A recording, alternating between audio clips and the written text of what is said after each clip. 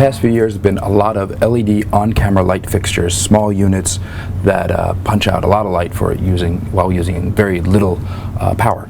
Well, most of those just have an LED bulb, LED, just sticking out right in front, or an array of them, and it's just a blast of light. It's nothing great control. Sometimes you have a little diffusion, but it just spits out light, which is great. You can get, illumination out there, but it's also nice to be able to finesse and control that some.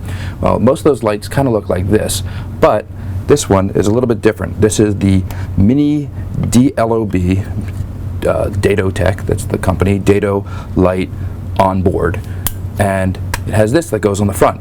What is this? Well, it gives you some control. You have some barn doors, you have a diffusion panel, you have a filter here, a dichroic filter for tungsten light, because this is a daylight balanced light, and most importantly, you have a lens. And Dedo is renowned for their condenser lens technology, which is extremely efficient for lighting. Now, it actually also can run off a camcorder battery, which I'll show you. So let me show you what this does. What does it mean to have a lens? I'm sort of pointing it here. I think you can see that effect. That is spotted all the way in, and when I flood it, you see there's a great range of that image circle, that brightness, and it's quite bright. It's hard to see with up there, but a lot of light coming out of there, so I can even maybe throw in that diffusion just to not blind myself, but also I can put on control with the dimmer that's built right into the side. So I have a lot of range of control of this light. You also can pop off this panel, and there is a device that is a softbox. It's just a soft light illuminator, so that you can have that kind of light if you wish. Now, this version of it has a Sony camcorder battery mount. There's also one for Panasonic, and you can take that port at any time. You can just unplug this and run a cable to like a D-tap or a 4-pin XLR for 12-volt power, or whatever you need.